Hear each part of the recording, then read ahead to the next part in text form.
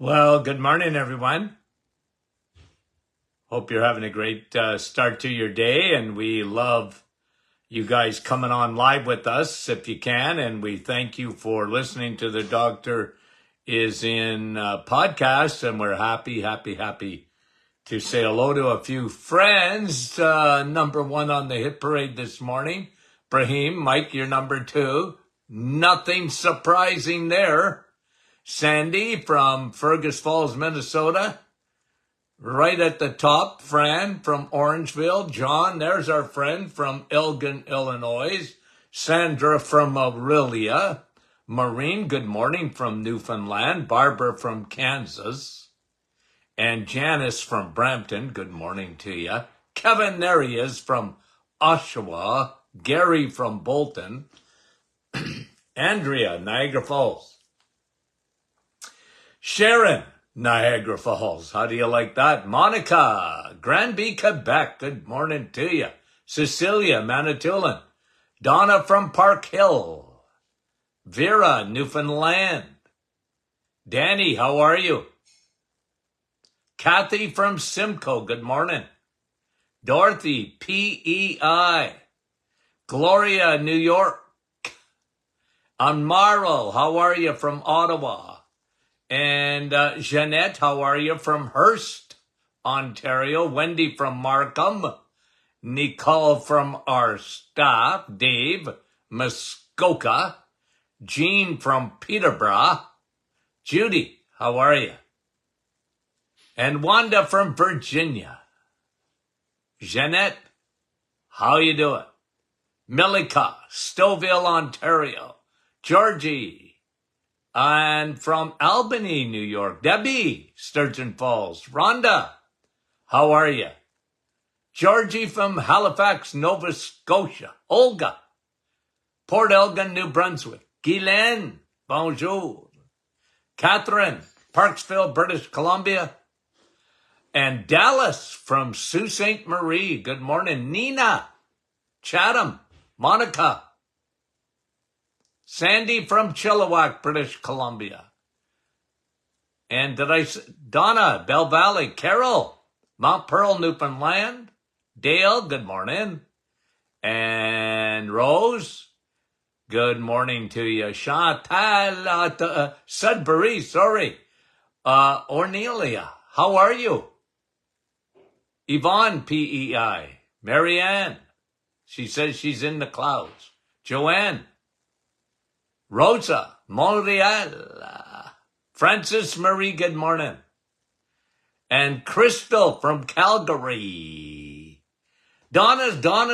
Lots of them this morning. Sue, Bolton. Couple of more, guys. Rosalinda in the clouds again, I guess so. Mary. Deb from Motown. And Joanne, how are you? Sandy, good morning. I guess I missed some people. And Jeanette from our staff. And I'm going to say hello to Ornelia. How are you? Denise and Nellie and Carol. Let's get going, guys. We got a lot of questions left to do. So we're doing question and answer Monday. Grace is asking a good question. Why is certain nationalities can eat so much rice and get away with it? Okay? And get away with it. Well, you have to understand, first of all, there's a couple of things, Grace, because that's a very good question. Okay, so China, I think I brought to you this probably, I don't know, a week or two ago. I mentioned that, you know where the most meat consumption in the world is? Hong Kong. And they eat a lot of rice. I've been to China. They eat a lot of rice, but they eat a lot of meat. And so far, they've avoided the Western diet. So on the positive side, yes, they eat a lot of rice, but they eat a lot of meat. They eat a lot of fish. And they don't eat a lot of junk, comparatively. soon as you introduce the Western diet to anybody, any tribe, any group of people, guess what? They get the same diseases we do. Like, food is really important. If you take rice on its own, yeah, I mean, it's a carb. It's got some protein in it. But it's when you become a carboholic. And people think, well, like the Japanese, for example, they eat a lot of rice. How come they're not like us? Again, like I say, they eat a lot of protein compared to what the North American does. The Western diet, guys, has become deadly because it's carb loaded. It's very low in protein, very low in saturated fat from animal fat, and it's full of bad carbs, sugars.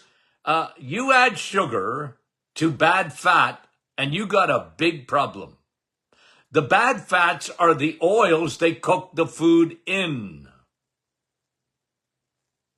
And we talk about those PUFAs all the time, those polyunsaturated fatty acids. You combine carbs, bad carbs, and with bad fat, you're in big doo-doo.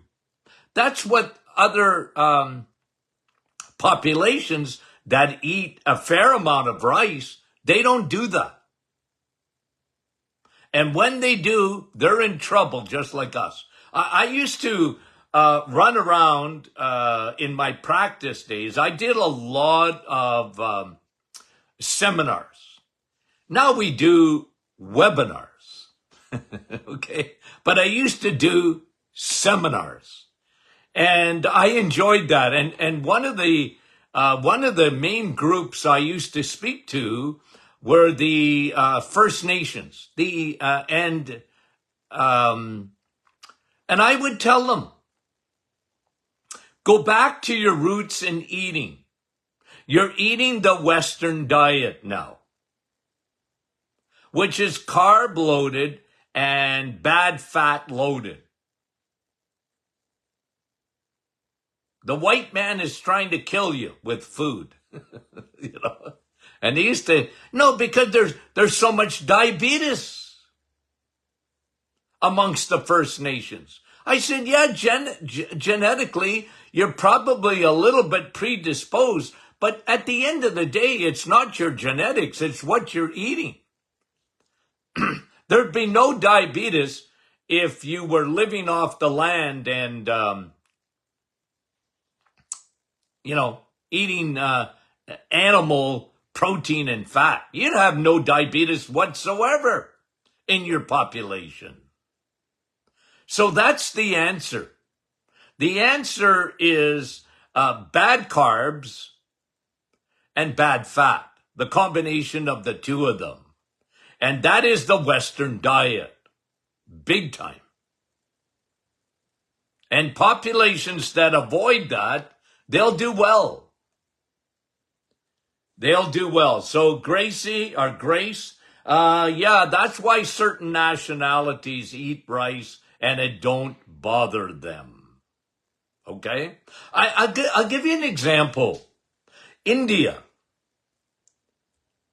They're predisposed to diabetes in a sense that genetically. Okay? Egyptians. There's a lot of diabetes, but it's their diet. They're carb loaded. And they eat too many carbs. Diabetes is a food problem. It's when that sugar, carbohydrates break into sugar rapidly. And you're using a lot of insulin. And over a period of time, insulin, the body becomes resistant to insulin. And the more resistance there is at the cellular level, the more the pancreas has got to pump it out because it cannot not allow sugar to stay in the bloodstream. We teach this all the time, all the time, all the time. Your body, you might not know it, or you guys do, but the world don't know it because they've been lied to. The world was lied to. It happened, I think, back in 1965 when the food industry paid scientists. I think they were all at Harvard. And they paid them $65,000 each, which would be $1 million today or more. Or close to it. Let's put it that way. And you know what? They paid them to pump out that sugar wasn't toxic, fat was toxic. And guys, the whole world went for it. The whole world got duped. And especially the Western world, especially North America. So the lie today, we're in 2024, and guess what? The lie's still out there. That sugar isn't toxic. It's extremely toxic. Your body is dedicated to making sure you never have much more than a teaspoon of sugar in your blood at any time. Your body's dedicated to it. And diabetes is when it can't do that job anymore of taking sugar out of the bloodstream. Diabetes is the last thing that happens, not the first. Good question, and we appreciate it, Grace. Claude, do statin drugs reduce triglycerides? Nope. Statin drugs reduce LDL cholesterol. Okay? And they're again, like even out of what I talked about earlier, where they paid scientists to not talk about sugar but fat, because the sugar industry, they didn't want people stopping sugar. And they, part of this, and it had already started even before that, was this whole fat craze. That fat made you fat, and fat of cholesterol was giving you heart disease. So today, again, we still are one of the most popular drugs in the history of mankind has been statin drugs. They don't reduce triglycerides. They reduce LDL cholesterol. And guess what? It doesn't work. It hasn't even made a dent in heart disease. I read a study yesterday that showed, and I've read this before, but it came out again yesterday, and I was looking at it, that if you take statin drugs, it will not increase your lifespan one iota. It's looking for love in all the wrong places. Somebody else asked a question, so let me get to it. Might as well do it now. Janet, what do you recommend for someone to help lower their blood pressure rather than go on a statin drug? Well, a statin drug has nothing to do with your blood pressure, first of all, Janet. They give you statin drugs to lower your cholesterol. Statin drugs lower your cholesterol. I'm sorry. They don't work. Well, they work. They'll lower your cholesterol. But it doesn't help because cholesterol is not the boogeyman. Now, as far as blood pressure, they're not made for that. Statin drugs don't lower your blood pressure. They lower your cholesterol, your LDL cholesterol. And here's another one, okay, Janet. I think there's another question about Ornella asks this question. Is the ApoB test accurate to tell, as my husband has a built-up of plaque already? His triglycerides are excellent, and his HDL are excellent too. Well, the ApoB test, let me tell you what I think of that. I think that is a smoke screen. You know what? There's a lot of people questioning statin drugs today, okay? As compared to, I've been around a long time, right? Compared to, let's say, 20 years ago. Like statin drugs just became part of medical protocol. I mean, you got a history of heart disease? Here's a statin drug. You got any kind of cholesterol? Here's a statin drug. Statin drugs, Lipitor, Crestor, Zocor. They were the marketing geniuses. I'm telling you, they could win awards for marketing. Unbelievable. And then, because of social media, guys, it's really more social media, which we're part of. I used to be in mainstream media because I had a radio show, okay? But there was very few people ever questioning the cholesterol theory.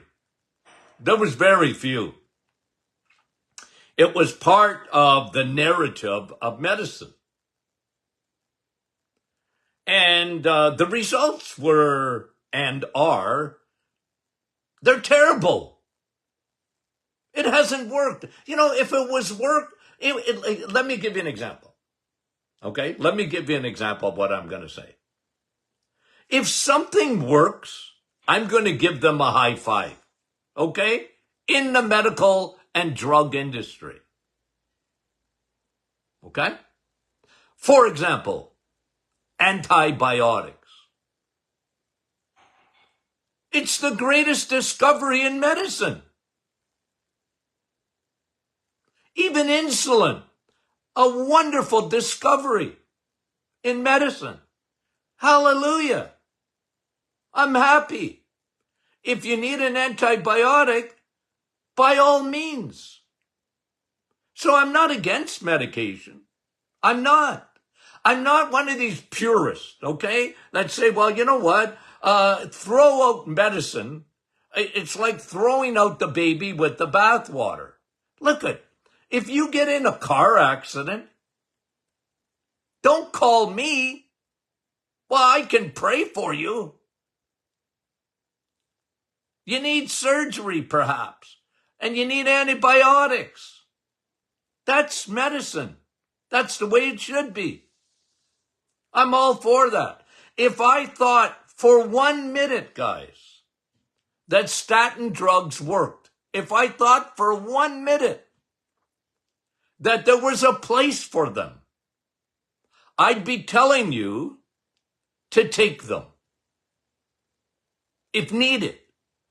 But what bothers me about statin drugs is the whole premise is wrong. Now, I know there's a lot of doctors that disagree with that.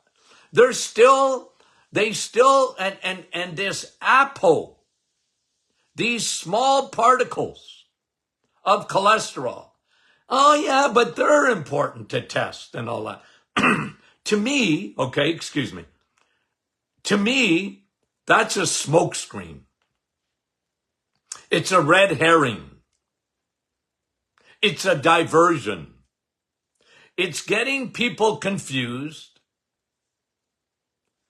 more and more and more about statin drugs. Now, listen, I'm not your physician. I'm not. So I'm giving information. You know, it's information. You got to do what you got to do with that information. Okay? And I get it. You're under a lot of pressure. Lay people, they go to their doctor and they're told to go on a statin drug. That becomes a very, very difficult situation for most people. They don't want to go against their physicians. They're a lay person. Becomes difficult. I'm giving information. And you can't make me care about cholesterol other than you should have high cholesterol. I want you to have high cholesterol. Just the opposite of what they say. Okay? Anywho, I get it. Okay, so that was Janet. Oh, hold it. Okay, yeah. Okay, let me go down to the bottom again. And then June. I love June. You have always told us how good coffee is for us, but my kids are worried. I never had a cup of coffee in my life. You know what, June? I feel sorry for you. Oh, but you're saying now at 76 years old, I'm starting to drink it. Oh, I love it. Okay. She has 1 cup of organic brew in the morning. Okay. My daughter has recently sent me a video of Jason Christoff. I don't know who that is. I don't.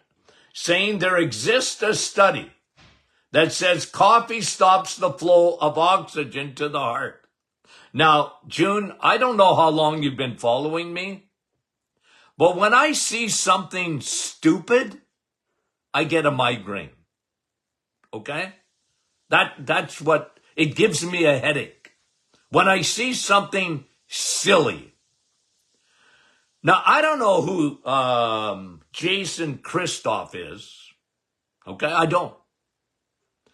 But if you can find a study that says coffee blocks the flow of oxygen to your heart, we'd all be dead.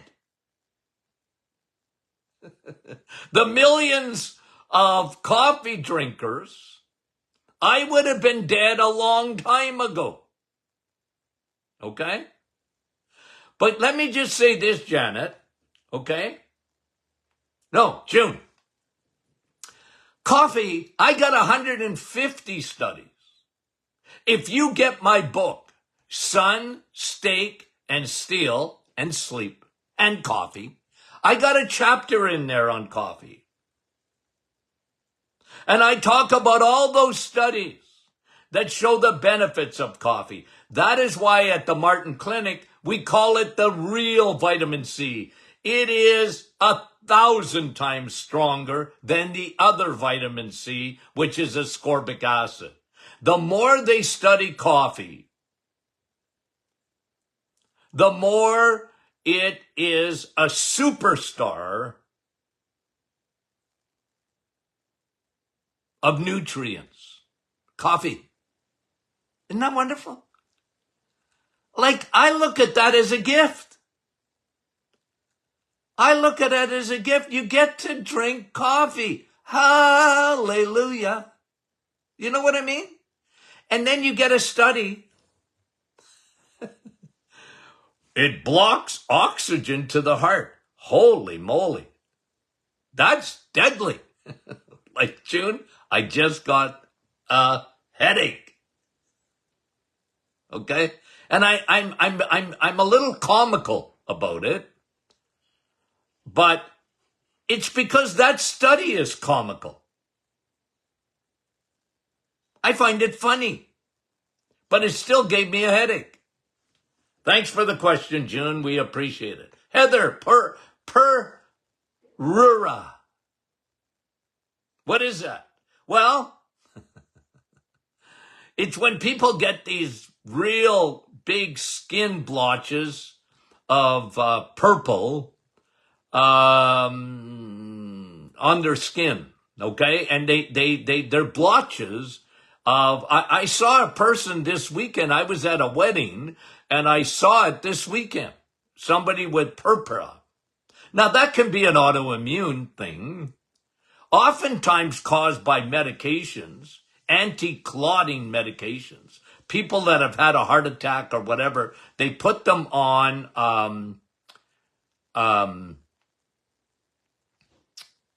blood thinners. And the other ones could be, like I said, could be amyloidosis. If you are not taking any blood thinners and you get that, you got to get it checked out. Okay. A lot of times it's medication. Okay. Thank you, for Heather. Laurie, my neighbor is 80. He has 3 ulcers on his right ankle. Well, is he diabetic? I would ask the question. Okay. He might be, and he doesn't even know it. That's possible. Or the other thing is poor circulation. And that's how you get ulcers on the legs, okay? That's why diabetics have so many trouble with ulcers on their legs, because of circulation. Sugar, guys, destroys blood vessels. Proof in the pudding is diabetics and their circulation, especially to the legs. And they often get neuropathy with it. Okay, but if he has ulcers, he's got poor circulation. And he or she, okay? I don't think you say. Oh, what can he do? Yeah, okay? So, well, you really want to, on the ulcers, to help them to heal.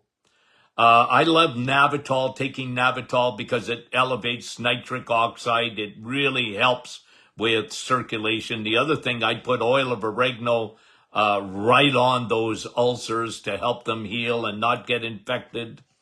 Those are really, really important things, Lori, to do. Okay. Edith, I found tortillas.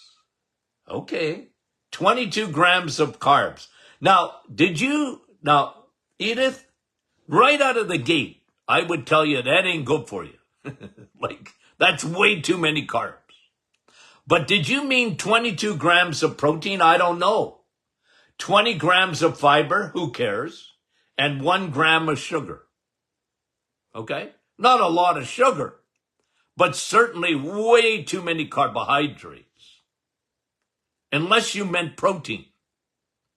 So relook at that package and let me know. Okay? Otherwise, if it's got 22 grams of carbs, throw it in the garbage where it belongs. Okay, Rita, asking about blood vessels on the face. Well, look, if it's not rosacea, Rita, a lot of times if you didn't have that before, it's not so much the blood vessels coming out as much as your skin is thinning. Okay? And it happens with a lot of people with aging. The skin has lost its elasticity to some extent, and it really thins out. Skin is really important, collagen, and I would say to you, Rita, if that's the case with you, then I'm big on collagen protein bone broth. Make your own, or we'll make it for you. It's the best protein in the world, is collagen protein. And collagen's so good for your skin, your hair, your nails. And, collagen is very, very important. And that's what I would say to you, Rita. Judy, another blood vessel problem. A blood vessel in my eye busted, and she has a condition called, I don't know how you pronounce this, pterygium.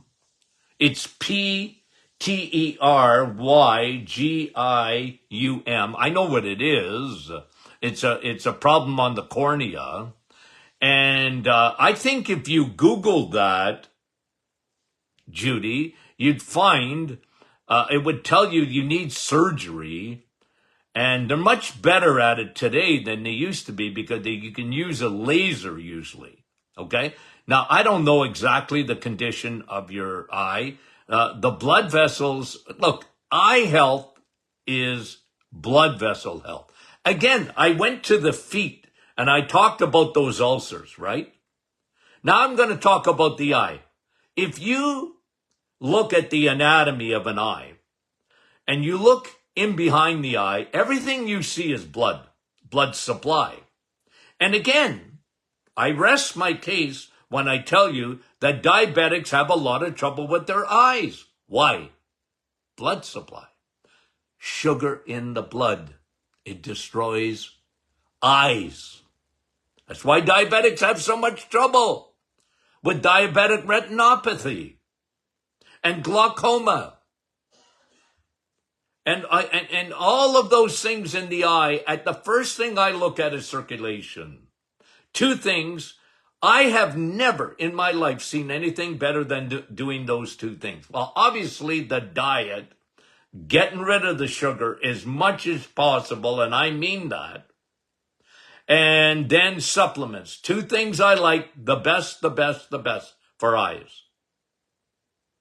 Navitol, which is pine bark extract, in combination with high DHA. Your eye, your lens, it's made up of fat, DHA. So is your brain. You can't get a better oil. You can't get a better oil. And then I like the antioxidant effect. Antioxidants protect the blood vessels. And it's a double whammo because when you take Navitol, you open up those blood vessels because it elevates the nitric oxide. There's nothing better, in my opinion. Okay? I've shown that to a lot of optometrists and a few ophthalmologists over the years, if they were listening. If they were listening. Nothing better. Bilberry, all this and that, good. But the best is that combination of those two things. Thank you very much. And that was Judy. Rafaela, how are you? I would like to ask Dr. Martin, is it possible to have cramps and bloating when giving up carbs and why? Well, you were a carbaholic. Rafaela, you were a carbaholic. My name is Rafaela, and I was a carbaholic, or I am. I guess once a carbaholic, always a carbaholic, but you can fix it. Yeah, and cramps sometimes. Look, there's a big adjustment that takes place when you change fuel. When you go from burning carbs, okay, you burn carbs, and now you change fuels. You're burning protein and fat, eggs, meat, and cheese. Your body has a big adjustment to make. And it's all good, guys, okay? It's not negative. It's good. Cramping is an adjustment at the kidney level. Okay? And that's why I often tell people when you're on a low carb diet, your body will get used to it. Your kidneys are going to thank you. Your kidneys are going to give you a high five. Believe you me, it's not protein that destroys the kidneys. It's sugar. It's not protein that destroys the kidneys. It's sugar. And I know I will have to answer that again this week sometime. Somebody will ask me, listen, we got 87,000 and change people that follow us on Facebook. We have 22,000 members of the private Facebook group. I'm going to get asked this week about cholesterol, 100%. I'm going to get asked this week about protein in the diet. Doc, does that destroy my kidneys? Because you've been told that. It's the opposite. Protein and fat will save your kidneys. So when you go on eggs, meat, and cheese, your kidneys are making an adjustment. You may need to take some salt. You may need to take some electrolytes. You may need, at first, to drink some pickle juice. Okay? In order, yeah, you can get some cramping. Now, bloating, it's less. I don't hear much about bloating, but I do. Every once in a while, people say, well, I did the reset, and I'm getting some bloating. And your body's making an adjustment. It's changing fuels. There's an adjustment to be made. For some, it's smooth sailing. For others, a little bit more difficult sometimes to make an adjustment. But I just want to reassure you of something, Raphaela. You're doing the right thing. I can't assure you more. You're doing the right thing. It's the right thing to do. Now, for some people, it's not an easy adjustment. But it's the right thing to do. Your body will thank you. Every organ in your body will thank you. You're taking the pressure off your kidneys, your liver, your heart, your brain, your gut.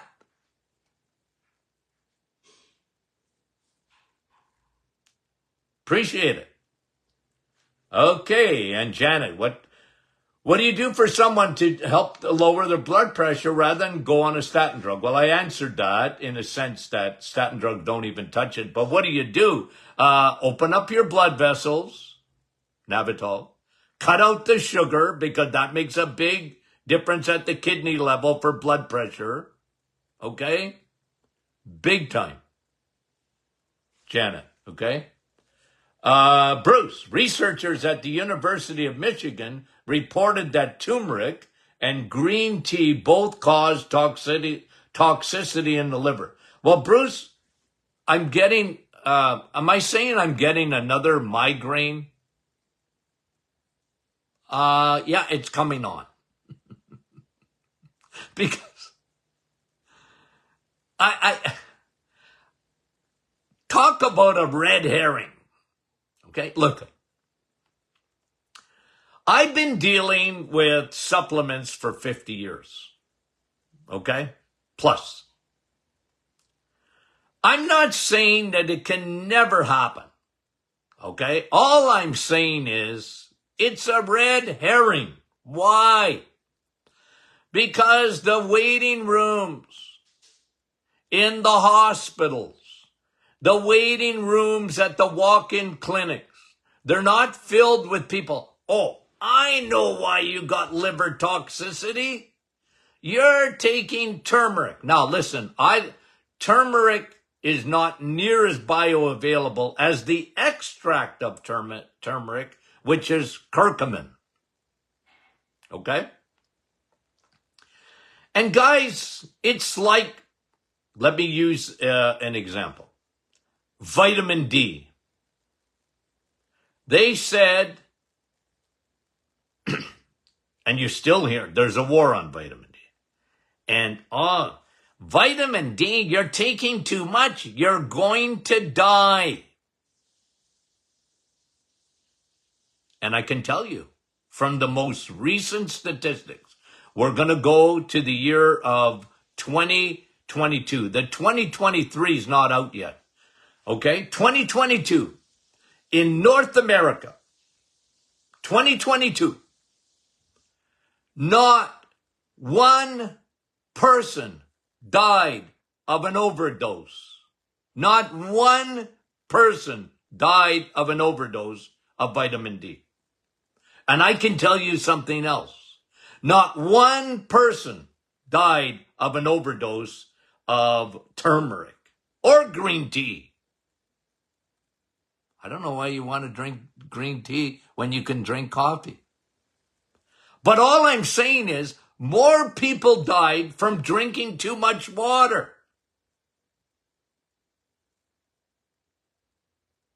And surely there isn't a doctor in the world that would say, well, because you could drink too much water, maybe you shouldn't drink any water. But that's what they do with this research. There's a war on supplements. The FDA and Health Canada, if they had their way, there'd be no supplements. I mean it. It's their goal. If they could only get past the millions and millions and millions of people, 80% of the population take a supplement. If they could get rid of them, they would. So then you get some research. Yeah, I'm not saying that it's not possible to get some toxicity in the liver. But how much of that stuff would you have to take? Why is it that I never saw it in all my years? Oh, I know why you're here. Oh, you're you're just killing yourself. Listen, you know what kills your liver? Alcohol and carbs. That's what kills your liver. Alcohol and sugar, fructose, especially high fructose corn syrup. That's what kills your liver. Big time. That's a fact. So I get migraines, guys. No, but I'm glad you asked me the questions. I mean it. You're going to get the other side here, guys. Look, again, if I thought it was dangerous for you to drink green tea, even though I feel sorry for you, because it's not coffee, I would tell you. My word. Okay. I don't know if I'm done, but I'm done. Let me just see. Okay. I got a couple more. We'll hit them tomorrow. But I got some studies we'll bring tomorrow. I think, Maggie, I'll answer your question about phlegm tomorrow. I'll just make a note here. Okay, and Anne about her energy levels. Let me go over that. Okay, good, guys. Okay, we love you guys. I know I went on some rants today. I don't know if it was rant Monday or question and answer Monday. Okay, guys. We love you dearly.